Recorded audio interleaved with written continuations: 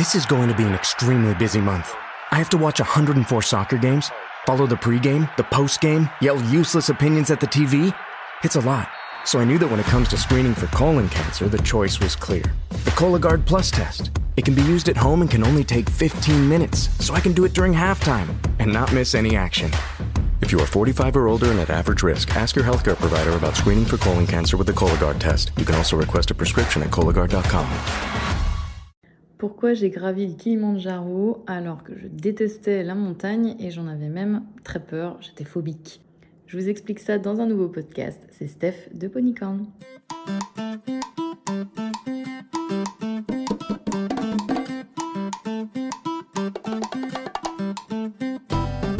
Alors pourquoi, me direz-vous, j'ai gravi le Kilimandjaro alors que je détestais la montagne ?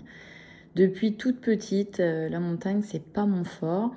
Alors j'ai un très mauvais cardio et je ne sais pas pourquoi, j'ai beaucoup de mal à respirer en montagne.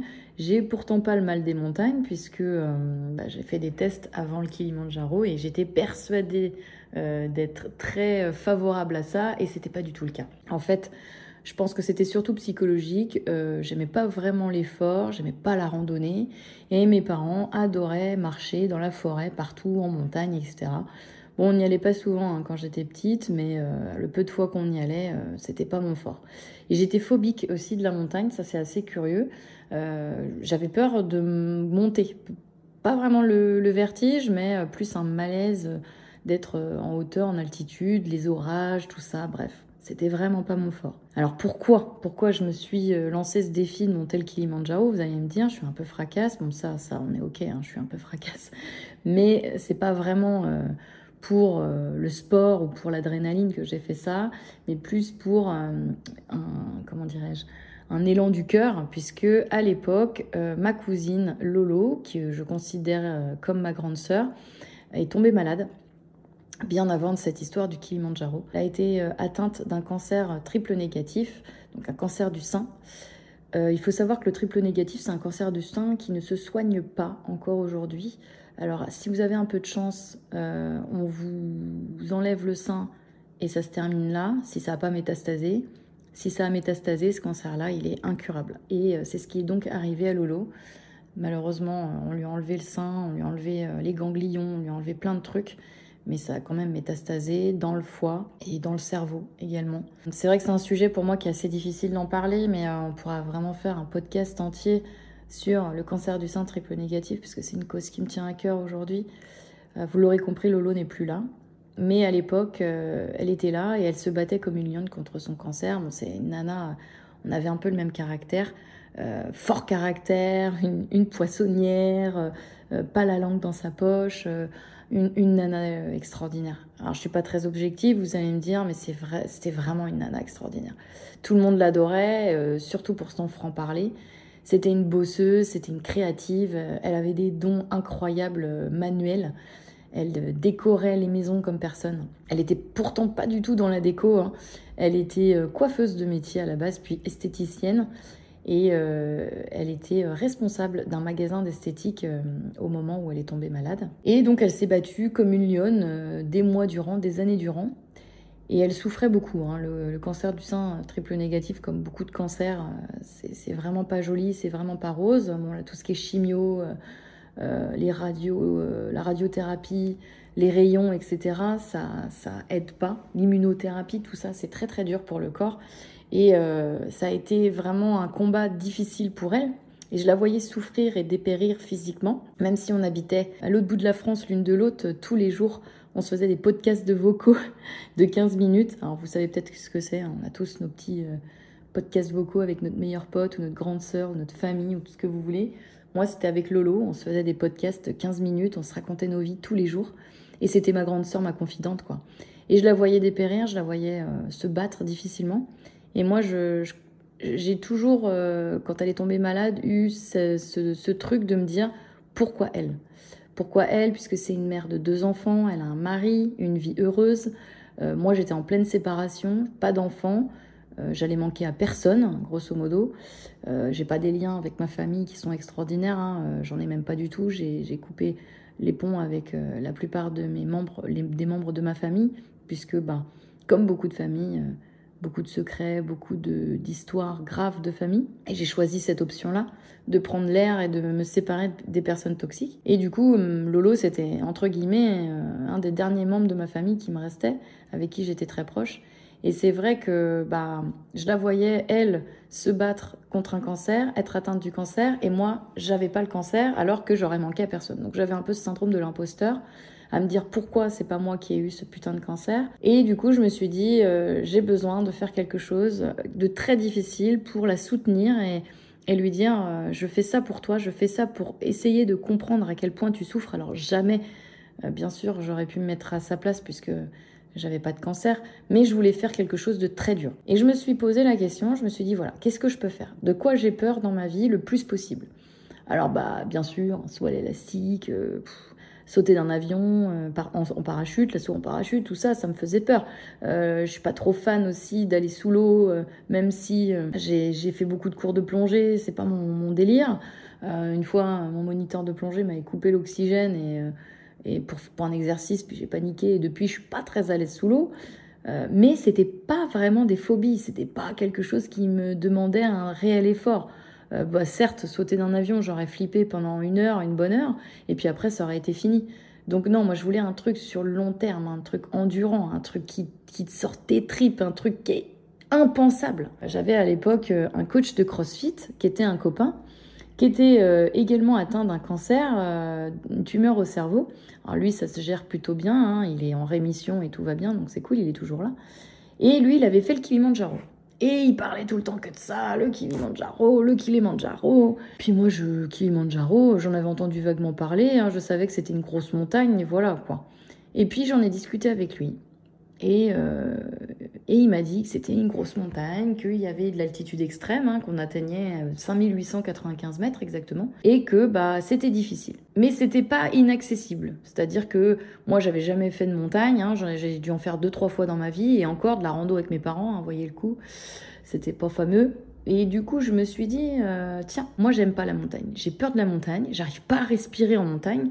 Je sais que ça va être un défi impossible. Au moment où on en parle, je me dis c'est impossible à faire pour moi. Et puis, fil en aiguille, je me dis putain, Lolo, elle galère, tu vois. Elle est dans le mal, alors à moi aussi de me mettre dans le mal. Et je dis à Julien, écoute, combien de temps il faut pour se préparer? Il me dit au moins 1 an, hein, 1 an, 2 ans.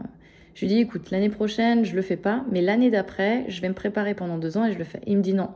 Je t'emmène avec moi l'année prochaine. Et là, gros coup de pression. C'était en août, pas 2024, mais en août 2023, donc il y a 2 ans. Là, je me dis, ok, donc je ne cours pas, je ne fais pas de trek.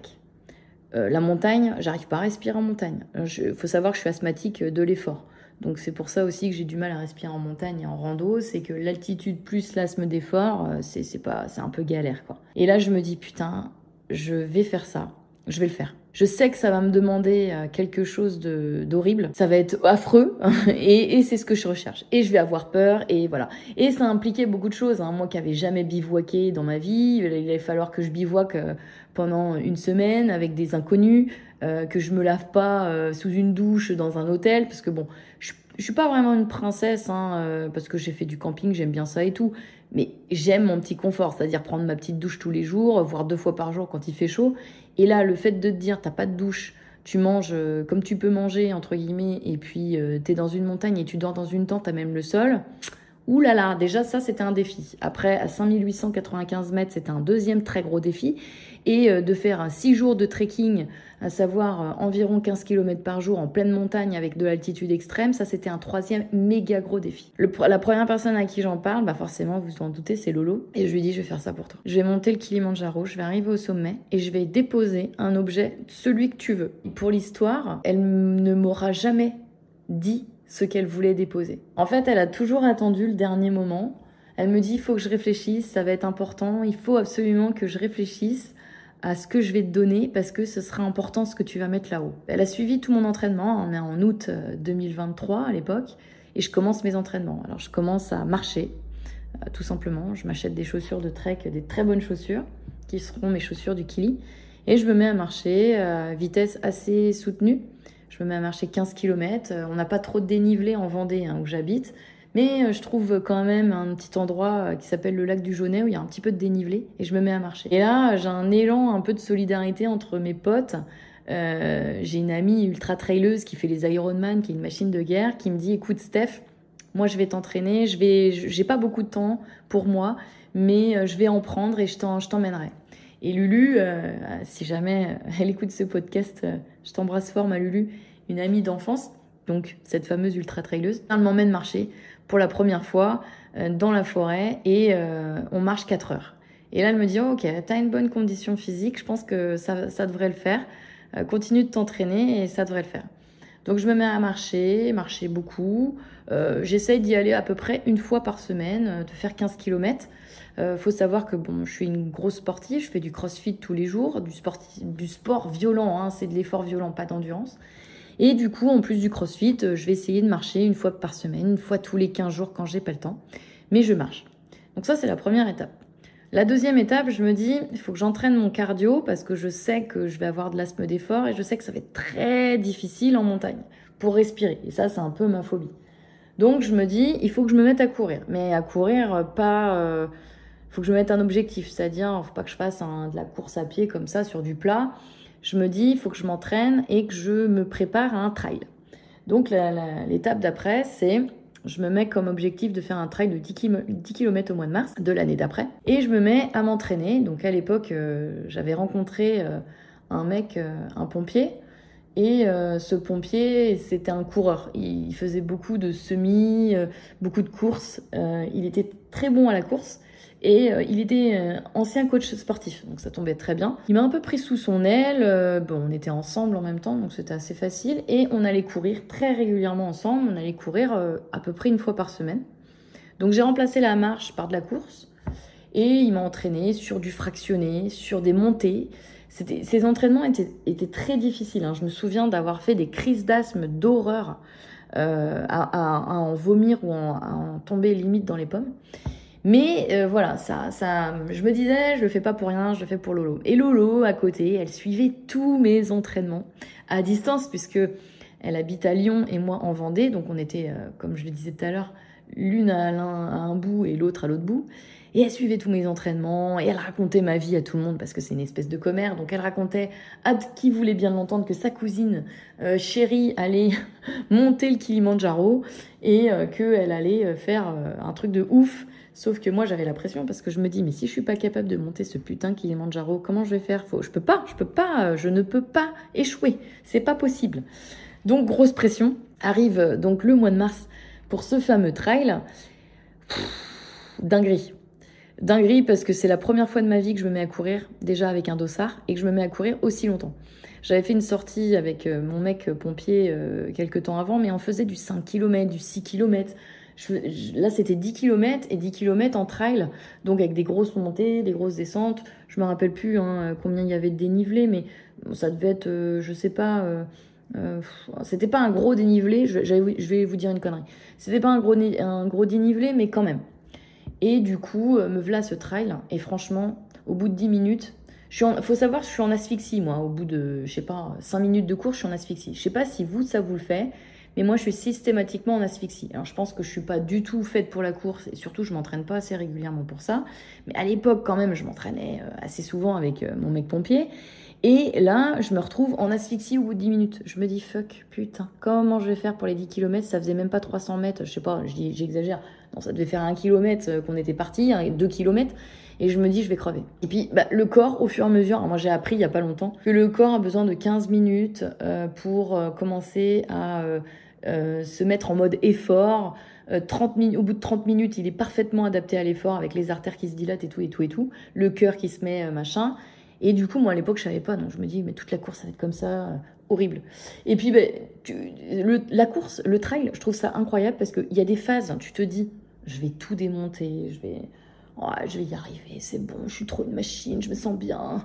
Et puis, 5 minutes après, tu es au bout de ta vie, tu te dis, putain, mais je vais jamais y arriver. Comment je vais faire pour faire les, je sais pas, tu regardes ta montre, 5 km restants, quoi. Et en fait, ce trail, j'ai la chance que mon mec pompier, qui est un très bon coureur et qui court très vite et qui aurait pu très bien faire sa course tout seul, il m'attend. Il est à côté de moi, des fois il marche, des fois... Et il m'attend, et il me soutient, il me dit allez, allez, allez. Et franchement, ça m'a bien boosté. Je finis cette course au bout d'une heure et quelques, je crois. Très fière de moi parce que vraiment, c'est pas mon fort. Et puis, j'avais un peu le stress quand même, parce que c'était un des premiers objectifs que je m'étais donné pour le Kili. Et je me disais, si j'arrive pas à finir une course de trail, je suis mal barrée pour gravir 5895 mètres. Donc, je suis super contente. Voilà, je continue de m'entraîner au fur et à mesure. Et puis, Lolo, toujours là. Et puis, tout à coup, on reçoit un message de Sylvain, son mari, qui me dit à Pâques, Steph, si tu veux voir Lolo, c'est maintenant. Dans pas longtemps, ça risque d'être compliqué. Et Lolo, au même moment, m'envoie un vocal pour me dire, écoute Steph, ils m'ont trouvé des trucs un peu partout. Ils vont pas me sauver. Il va falloir... Enfin, c'était pas ces mots parce que elle abandonnait jamais. Pour elle, même je suis persuadée que le jour de sa mort, elle devait être persuadée qu'elle allait pas mourir. Pour elle, c'était pas une éventualité. Mais elle a pressenti que c'était pas bon signe et elle m'a dit Steph, c'est maintenant, si tu veux me voir, faut y aller, quoi. Faut venir. Et je me rappelle, j'étais à un événement à l'autre bout de la France, rien à voir. Et je dis à mon associé, Jérémy, mon ex-mari, à qui j'ai parlé, de qui je vous ai parlé dans le premier podcast. Et je lui dis, et lui aussi me dit, vas-y, on change notre billet d'avion et on va atterrir à Lyon au lieu d'atterrir à Nantes et on passe voir Lolo. Et là, effectivement, quand j'arrive, on est au mois de début avril 2023. Là, je vois en face de moi, Lolo, elle a 42 ans à cette période-là. Et je vois en face de moi une petite vieille de 80 ans. C'est l'image, là, je l'oublierai jamais. Dans son fauteuil roulant avec sa poche de morphine. Et là, je me dis, ouais, putain, c'est la fin, là. Là, c'est la dernière fois que je la vois. Et ça a été des moments très intenses, mais très douloureux, parce que toute la famille était réunie comme... Mais c'était gai, enfin, on n'était pas là triste en train de se dire on la reverra plus, on était... Je sais pas, on faisait des projets, enfin Lolo me disait ah, quand tu vas faire le Kili, je vais être trop fière, je vais regarder ça, je vais suivre ça, enfin pour elle, voilà, elle allait pas mourir, elle a jamais eu ça en tête de toute façon. Mais moi je sais pas, je savais que je la reverrais pas. Et puis on est resté 2 jours, et puis je me rappellerai toujours... le lendemain, le soir, elle va se coucher et puis elle me dit à demain la Steph. Mais moi je savais que je la reverrais pas le lendemain parce que je partais très tôt et ça a été nos derniers mots, notre adieu, c'était ça, c'était à demain la Steph. Et je suis trop contente que ce soit comme ça parce que ça aurait été beaucoup trop difficile de se dire adieu.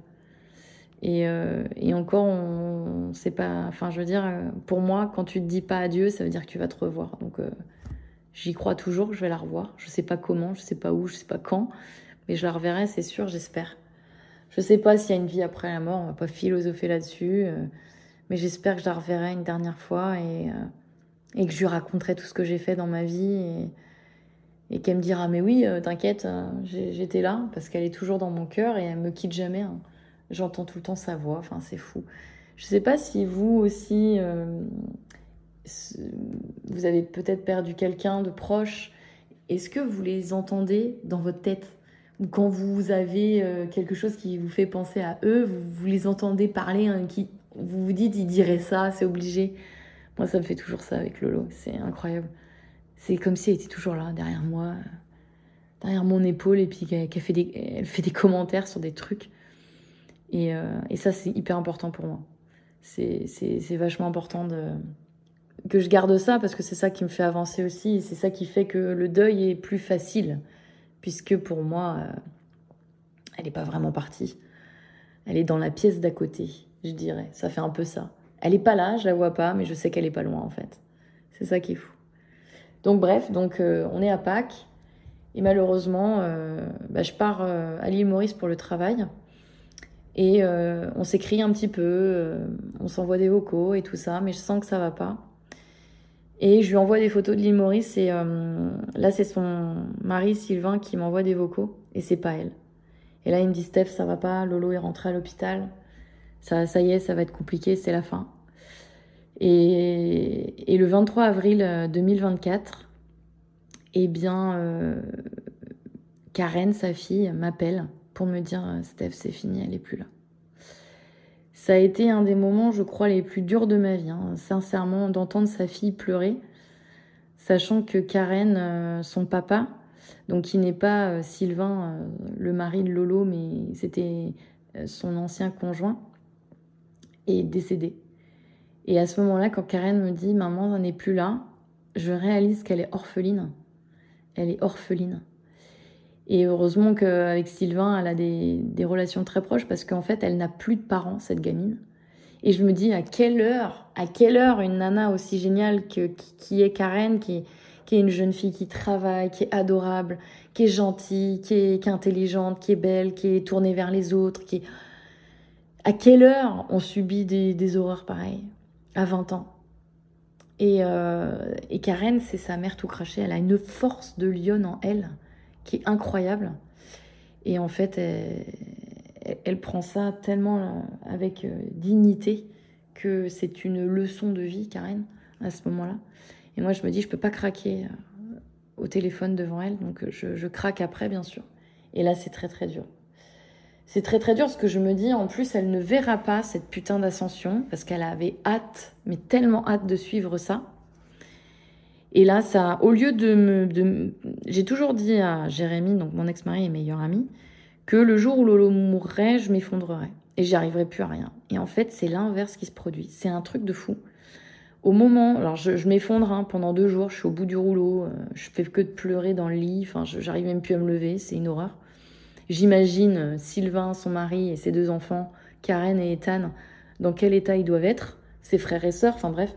Et moi, je me dis, je suis que, entre guillemets, sa cousine, même si pour moi, c'était ma grande sœur de cœur.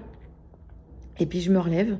Et là, une force, les gars, mais une force, mais incroyable, me pousse pour gravir ce putain de Kilimandjaro. Et donc, je continue mon entraînement. Et il me restait une dernière étape à faire avant le Kili, qui était de partir en montagne pendant 3 jours, en bivouac, pour comprendre comment ça allait marcher, comment ça allait fonctionner. Je pars dans les Pyrénées. La mort de Lolo dans la main, c'était quelques mois plus tard, 2 mois juste après sa mort.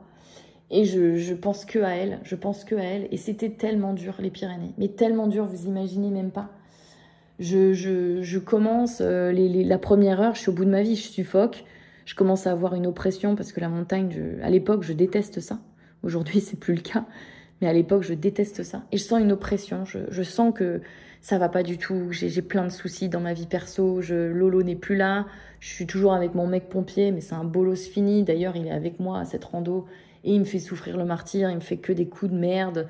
Il me manque de respect. Il me trompe. Enfin bref, vous imaginez le délire. Et je me retrouve avec ces putains de fardeaux. Et je dois faire une prouesse technique dans mon mental et dans mon physique, à savoir faire une rando, quoi. Et le mental prend le relais. Je fais que de pleurer pendant 2 heures. Et je sais pas, d'un seul coup, le mental prend le relais. Je me dis, tu vas y arriver, putain, tu vas le faire, cette putain de montagne. Et je le fais, et j'ai peur. Et j'ai peur pendant 3 jours. Je flippe sa mère. D'autant plus qu'on se tape un espèce d'orage, et comme on est des gros nazes, et ben on se met au milieu de la plaine, de la vallée, là où on bivouaque. Et en fait, l'orage, j'ai jamais fait un orage de ma vie en montagne à cette époque-là. Et là, je comprends ma douleur. Un déluge. J'ai cru que c'était l'apocalypse. J'ai cru que j'allais crever, les gars.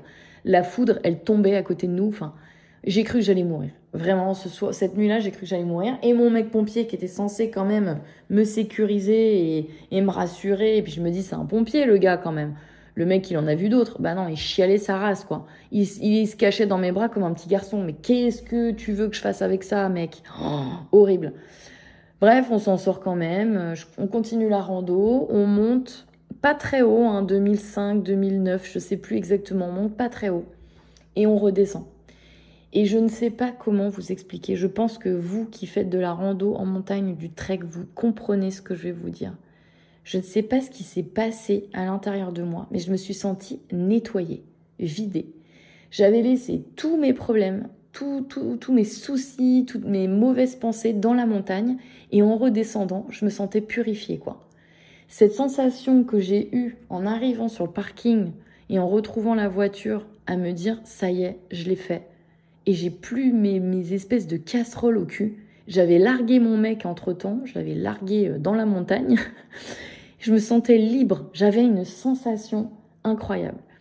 Et c'est à partir de ce moment-là que j'ai commencé à aimer la montagne et je me suis dit, ça y est, je vais le faire. Je vais le faire, le Kili, je vais le faire. Donc là, on était en juillet. On était en juillet. Et le Kili, c'était en août. Donc voilà, je prépare mes affaires, ça y est, on est la veille du Kili, on est en août. Ça y est, c'est parti. Je prends l'avion pour la Tanzanie avec mon pote coach de CrossFit, Julien, atteint d'une tumeur au cerveau, qui a refait le Kili une deuxième fois et m'accompagne. Et là, le vol se passe bien, on arrive en Tanzanie, on découvre l'équipe, vraiment très bonne ambiance, des liens se tissent dès le départ. Et ça y est, faut déjà partir. Le premier jour, on fait 15 km et c'est très dur. On est dans la jungle, il fait très chaud. Je suis pas habituée, je fais pas beaucoup d'endurance, même si ça fait 1 an que je m'entraîne.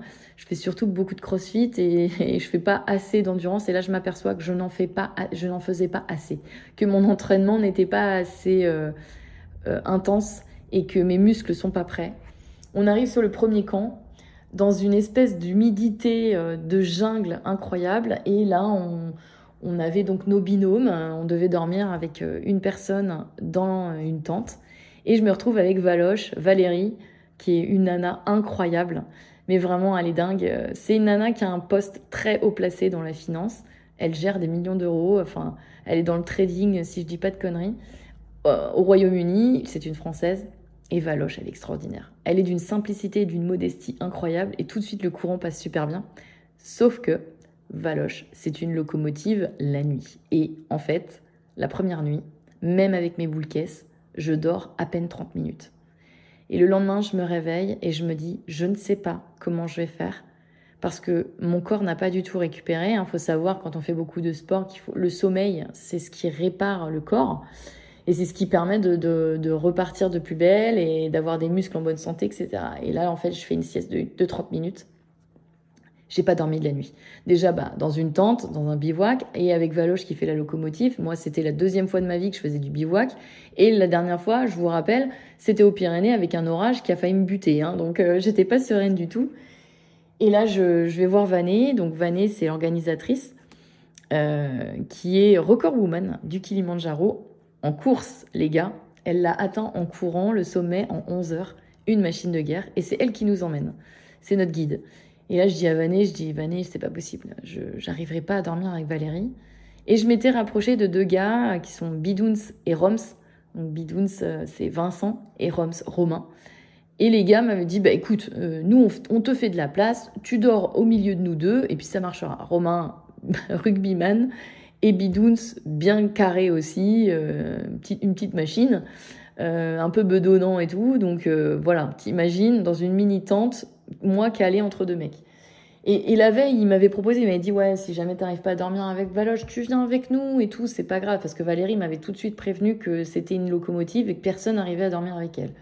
Puis moi, j'avais dit non, en plus, c'était 2 hommes, je me voyais pas dormir avec 2 hommes que je connaissais pas. Ils avaient chacun une petite copine, enfin une conjointe, et j'étais mal à l'aise, même si moi, bien sûr qu'il se serait jamais rien passé. Mais j'étais quelqu'un, et je suis toujours, je suis toujours quelqu'un qui est très réglo et je veux pas que leur conjointe s'inquiète. Et je me mets à la place de leur conjointe et je me dis, moi ça me dérangerait qu'une femme, à l'époque en plus j'étais célibataire, dorme au milieu de mes mecs, enfin de mon mec. Donc je me dis non, sur le coup je dis non. Et quand je fais une sieste d'une demi-heure, je dis au gars, merci, ouais, s'il vous plaît. Faites-moi une place dans votre tente, on se débrouille. Mais pitié, je peux pas dormir comme ça, j'arriverai pas. 2e jour se fait, le pire jour de ma vie. J'arrive au 2e camp, je suis tellement épuisée, mais tellement épuisée que je pleure, mais de nerfs. Et je me dis, mais je ne vais jamais atteindre ce putain de sommet, c'est très dur. Alors, faut savoir qu'on a choisi la voie Umbwe. Et la voie Umbwe, pour atteindre le sommet au Kilimandjaro, c'est la voie la plus technique, la plus difficile. C'est certes du trek, mais c'est très dur. physiquement, il faut le dire, hein, on se le cache pas, c'est une voie technique, c'est la voie des records, c'est celle que les grosses machines de guerre prennent pour faire leurs records. Donc on est déjà sur du sport, et je me dis, putain, pourquoi j'ai choisi cette voie technique? Bon, j'avais pas trop le choix en même temps, parce que tout le monde partait à ce moment-là, sur cette voie-là, donc je me suis dit, voilà, c'est le créneau à prendre, et je me dis, je vais jamais y arriver, on est que le 2e jour, il reste encore 5 jours, quoi. Enfin, 4 jours, donc comment je vais faire? Et donc, je m'installe dans la tente avec Bidouns et Roms. Et là, les gars, la 2e nuit, je dors 9 heures. Mais comme un bébé. Parce que j'ai la chance inouïe que ni Vincent, Bidouns, ni Roms ne ronflent. Et des petits amours, ils bougent pas. On est chacun dans nos sacs de couchage comme des petites sardines dans leur boîte. Et moi, je suis calée entre 2 bonhommes. J'ai un espèce de sentiment de, je sais pas comment vous expliquer, de sécurité. Ce qu'il faut savoir que Bidouns est infirmier, donc il me rassure beaucoup sur les effets de l'altitude parce que dès le 2e jour, on monte assez fort et on se retrouve à avoir les premiers effets. Donc, je me dis, oulala, ça va être compliqué, je commence à avoir un peu de mal à respirer, mon cœur s'emballe, etc., etc. Et il me rassure beaucoup et je me sens en sécurité, je dors super bien, mais vraiment super bien. Le 3e jour, on continue de monter et on commence à atteindre des altitudes qui sont quand même assez difficiles, à savoir du 3009. On monte jusqu'à 4002 et on redescend à 3009 pour faire une acclimatation. On a aussi le mur de Barranco, où là, c'est un petit peu de l'alpinisme, entre guillemets, c'est-à-dire qu'il faut juste poser les mains, on n'a pas de piolet et tout ça, hein. Mais c'est un peu plus compliqué, il faut faire un peu de grimpette. Et du coup, ça nous fait très peur. Donc, on a beaucoup de pression sur le mur de Barranco. Et puis, au final, ça se passe très, très bien. Et même, je dirais, une des meilleures expériences du Kili. Parce que c'est très, très beau. Le site est très beau. Le mur de Barranco est vraiment très joli. Et ça donne une vue extraordinaire. On commence à avoir les premiers signes de l'altitude, à savoir un espèce d'effet... comme quand on boit de l'alcool, on est un peu pompette, en fait. Pompette... Le cœur bat très très vite, très très fort. Il faut caler un petit peu sa respiration. Puis faut savoir que moi j'habite à côté de la mer, hein, donc au niveau 0. Et l'altitude, c'est pas mon fort, hein, je vous le rappelle. Donc c'est vrai que j'ai des effets d'altitude qui sont pas terribles, mais Vané étant aussi infirmière, en plus d'être la record woman du Kili, elle nous prend nos constantes et nous médicalise si besoin. C'est-à-dire qu'elle peut nous donner du Diamox si on a des effets de mal des montagnes, pour éviter l'œdème pulmonaire, mais également l'œdème cérébral, qui, je le rappelle, si jamais on est atteint par ça, il faut redescendre tout de suite sous peine d'avoir des conséquences qui peuvent entraîner la mort. Oui, le Kili, c'est pas une petite montagne et il y a des morts très régulièrement, comme toutes les grosses montagnes, à savoir l'Everest et compagnie, hein, c'est dangereux. Hein. Dès qu'on atteint une altitude au-dessus de 5200 mètres, le corps commence à mourir petit à petit. Donc, il faut vraiment faire très attention. Et là, donc, c'est parti. Moi, je me dis, j'ai des effets de l'altitude, mais ça va le faire. Et on continue de monter, on continue de monter. On arrive au dernier camp, où là, on se tape, les gars, attachez-vous bien les ceintures. Une tempête de neige. On a eu un beau temps, mais tout le long de l'ascension, et là, tempête de neige. Je suis pétrie de froid. On a des effets d'altitude qui sont assez sévères puisqu'on est à 5000 mètres d'altitude. Et on va devoir monter le sommet dans la nuit qui suit. Donc moi, je suis complètement frigorifiée. On mange le soir, on a notre brief. Où le guide Martin qui accompagne Vané nous briefe sur les effets que l'on va ressentir de l'altitude. À savoir qu'on va avoir des hallucinations, probablement. On va avoir de la narcolepsie, on va s'endormir d'un seul coup sans s'en rendre compte.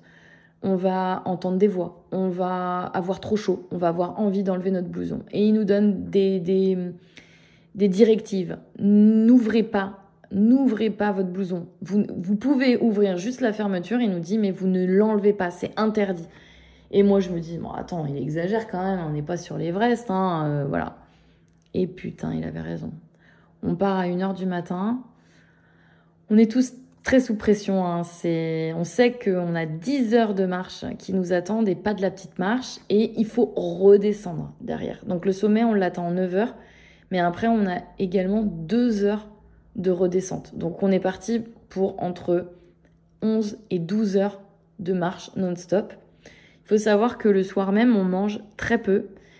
Pourquoi? Pour éviter de charger l'estomac et l'appareil digestif, puisque quand on va atteindre une certaine altitude, l'appareil digestif va se mettre en PLS et va commencer à nécroser. Donc, si jamais il y a de la bouffe à l'intérieur, ça va être très compliqué et ça peut engendrer des risques. Donc, il faut qu'il soit vide. Donc, laisse tomber, on a un petit peu la pression et surtout, on n'a pas vraiment d'énergie. Vous imaginez de 20h à 1h du matin, on n'arrive pas à dormir, hein, donc on fait une petite micro-sieste. Mais les directives, c'est même si vous ne dormez pas, vous restez allongé pour que votre corps, en fait, se repose au maximum. Bon, il faut savoir qu'on est le 5e jour et qu'on s'est déjà tapé 4 jours d'ascension en bivouac avec de la bouffe. Alors on mangeait très très bien parce que nos porteurs étaient extraordinaires, ils nous faisaient une popote de la mort. Donc on mangeait très bien, on n'a jamais eu faim, on avait de l'énergie, on avait tout ce qu'il fallait pour bien monter. Mais 4 jours de bivouac à dormir par terre dans une tente entre 2 bonhommes, je peux vous dire que la fatigue commence à se faire sentir. Et donc c'est parti, on arrive tous à 1h du matin et on commence l'ascension. Et là, nos porteurs chantent. En Afrique, le chant est très très important. Il permet de donner du courage. Et on a eu la chance pendant une semaine d'avoir des porteurs qui nous chantent la chanson, qui nous ont appris dès le premier jour. Et on est porté par cette chanson. Na na na na na na Kilimanjaro. Hakuna Matata. Voilà, c'est un peu ça. Je me rappelle plus des paroles puisque ça fait 1 an bientôt, mais c'est une chanson qui me restera longtemps dans la tête et ça nous donne du courage. Et ils nous chantent dans l'oreille, ils nous crient dans l'oreille même parfois parce qu'en fait on s'endort. Et la narcolepsie, tu t'en rends pas du tout compte que tu t'endors. Et ils nous tapotent l'épaule et ils font très attention à nous. On a un porteur chacun qui prend soin de nous, on a cette chance-là. Et on commence l'ascension. Moi, j'avais noué des liens très très forts avec Bidouns et Roms, hein, mes coéquipiers de tente. Et du coup, pendant toute l'ascension, on se retrouve toujours à peu près tous les 3, les uns derrière les autres. Et moi, je me cale sur les pas de Roms. Donc, je marche dans ses pas et ça me fait vraiment avancer. Et on a vraiment une équipe extraordinaire. Hein. On est 11, 12 de mémoire et on a vraiment une grosse cohésion d'équipe. Vané et Flo, son mari, Martin, notre guide aussi, on a une très grosse cohésion. Et on s'entend tous très bien et on prend soin les uns des autres. Et c'est vrai que chaque personne prend soin de la personne qui est devant, derrière elle. Donc on se donne à manger, on peut manger des petites compotes, on peut manger des petites Mont Blanc, tout ça. Moi j'avais emmené des petites gourdes comme ça. Mais au bout d'un moment, quand on arrive à une haute altitude, en fait, le système digestif, tu sais qu'il n'y a plus rien qui peut passer, même l'eau. J'arrivais même plus à boire, c'était compliqué. L'eau gelait aussi hein, dans nos blousons, donc on avait des chaufferettes pour dégeler l'eau. Ouais, ça commence à être hard. Au niveau physique, hein, c'est très dur. C'est très dur parce que on marche tout doucement, mais on a l'impression de courir un marathon, puisque notre cœur, il est à 2000. Notre respiration, elle est complètement irrégulière. Et moi, je commence à avoir les effets de l'altitude qui commencent à devenir dingo. C'est-à-dire que je me crois dans un studio à Los Angeles, les gars. Je me crois dans un studio de cinéma à Los Angeles. Pour moi, j'ai l'impression que tout est fake, que je suis pas du tout dans la montagne, je suis en train de tourner un film. Et ça, c'est très bizarre parce que on a une espèce de dépersonnalisation. On n'est plus du tout dans la réalité. Et là, je sais pas pourquoi, hein, le mental prend un peu le relais à se dire non, Steph, t'hallucines. Reviens, t'es bien dans la montagne, donc reviens. Donc ça y est, je reviens sur la réalité, mais ça m'a duré peut-être 1 heure, hein, cette espèce d'hallucination, 1 heure, 1 heure et demie. Je suis dans mon délire, mais bon, Martin nous dit, vous suivez la personne qui est devant vous. Donc je me focalise, je suis dans un film, mais je dois suivre Roms, donc je suis Roms, impeccable. Et puis d'un seul coup, 2e effet de l'altitude. Je commence à crever de chaud, les gars. Il fait -15, -20 en ressenti, parce que il me semble qu'on est à -8, -10. Mais avec le vent, etc., il fait très froid. Et là, je me dis, mais les gars, il fait 30 degrés. Je crève de chaud. Je crève de chaud comme en ce moment, on est en pleine canicule en Vendée. Je crève de chaud. Et là, je commence à me dire, vas-y, j'enlève mes blousons. Là. Et en fait, je me rappelle de Martin qui nous dit, non, vous ouvrez votre fermeture, mais vous n'enlevez pas vos blousons. Donc j'écoute, j'ouvre ma fermeture, j'enlève pas mon blouson. Mais vous imaginez pas comment je crevais de chaud. Et en fait, moi j'avais vu des films, des mecs qui gravissaient l'Everest et qui enlevaient leurs habits. Je me disais, mais ils sont fous les gars, il fait moins 25, pourquoi ils enlèvent leurs habits? Et dans les films, on voit toujours, dans les documentaires, ils sont très chauds. Je comprenais pas. Bah, les gars, pour l'avoir vécu, je comprends. On a vraiment l'impression qu'on est en pleine canicule. Et j'ai oublié de dire que sur le jour du sommet, bah oui, vous ne savez pas ce que j'emmène pour Lolo. Mais Lolo ne me l'a jamais dit puisqu'elle est morte avant de me dire ce que je devais emmener au sommet. Mais c'est Sylvain qui m'a confié son bandeau puisqu'elle avait plus de cheveux à la fin, même pendant plusieurs années. Et j'ai pris son bandeau qu'elle adorait, son préféré, avec moi. Et le jour de l'ascension, du sommet, je mets son bandeau. Et je l'ai en dessous. Je l'ai en dessous ma capuche. Et à chaque fois que je flanche, et à chaque fois que c'est dur, et à chaque fois que je me dis je vais jamais y arriver, je me dis putain, Lolo, je suis obligée de monter. Je suis obligée, je ne peux pas ne pas y arriver. Et l'ascension, mon Dieu, qu'elle est dure. On a Séverine qui doit abandonner à un moment donné, pas loin, hein, vraiment pas loin du sommet, mais elle abandonne parce qu'elle commence à faire des engelures aux doigts. Donc elle risque de perdre ses doigts parce qu'il fait très froid. Donc elle redescend à bout de force. Et on continue, mais vous imaginez pas cette ascension comme elle est interminable, mais en même temps comme elle est incroyable puisqu'on a un lever de soleil en altitude sur le Mawenzi, la montagne qui est juste à côté du Kili. Et c'est incroyable. C'est les plus belles images de ma vie que j'ai vues d'un lever de soleil. C'était magique. Vous imaginez même pas comment c'est magnifique. La vue du ciel quand on a une altitude pareille. J'ai tellement de souvenirs du Kili. Ce podcast pourrait durer 2h30 tellement j'ai des souvenirs d'images magnifiques à vous partager. Mais imaginez un lever de soleil avec un air si pur que vous voyez à perte de vue. Vous avez toute l'Afrique devant vous, puisque le Kilimandjaro, c'est le toit de l'Afrique. Et vous voyez un lever de soleil sur la montagne d'à côté qui paraît toute petite et qui est pourtant si haute. Le Mawenzi, incroyable. Cette sensation incroyable. Et c'est pourtant tellement difficile physiquement. Je suffoque, il n'y a plus rien qui passe. Mon système digestif s'est arrêté. Je sens que mon corps il est en train de crever. Je suis quand même sous Diamox depuis 2 jours, par précaution, pour éviter les œdèmes. Et je sens que mon corps il commence à me lâcher. Et on continue, on monte. Et là, Bidoun, c'est devant moi. On a échangé les rôles avec Roms. Roms, c'est un peu plus loin. Et Bidoun, c'est au bout de sa vie. Et il s'arrête pendant un moment. Et je crois qu'il abandonne. Je crois un instant qu'il veut abandonner. Et là, je me mets à pleurer. Je lui dis non, Bidoun, n'abandonne pas. Je t'en supplie. J'ai besoin de monter. Il faut que je le fasse. Il faut que je le fasse pour Lolo. Il faut que je le fasse. Et il me prend dans ses bras et il me dit mais non, Steph, t'inquiète pas, je vais pas abandonner. Je fais une pause. Ça va aller, ça va aller. Et il y a une espèce de solidarité entre toute cette équipe-là de ouf. On se dit, on va y arriver. La dernière ligne droite, elle est horrible. Elle est horrible. Je sais plus. On arrive à un espèce d'endroit qui s'appelle Stella Point, qui n'est pas le sommet, mais qui est juste à côté du sommet. Et je crois qu'on a à peu près 100 mètres à faire pour arriver au sommet. Une heure pour faire 100 mètres. C'était interminable. Dans le froid, dans l'horreur, parce qu'on n'arrive plus à respirer. Et en même temps, dans l'excitation, parce qu'on voit le sommet se rapprocher. Et on y arrive à ce sommet. Je m'effondre, je pleure, parce que je vais pouvoir enfin accrocher mon bandeau de Lolo. Et là, je me dis, mais c'est incroyable. J'ai réussi ce putain de défi de ouf. J'ai atteint le toit de l'Afrique, un des 7 summits, c'est-à-dire un des 7 plus grosses montagnes, les montagnes les plus hautes de chaque continent, les 7 summits, et celle-ci, c'est la plus haute du continent africain. Et j'ai réussi à la gravir, quoi. C'est le toit de l'Afrique, 5895 mètres, et j'ai jamais fait de montagne de ma vie, enfin si 2-3 fois vite fait, quoi. Et je suis fière, et je suis très fière. Et Jus, mon collègue de CrossFit, mon coach de CrossFit est là. Et on se prend dans les bras. Et toute l'équipe se prend dans les bras. On a une vraie sensation de fou.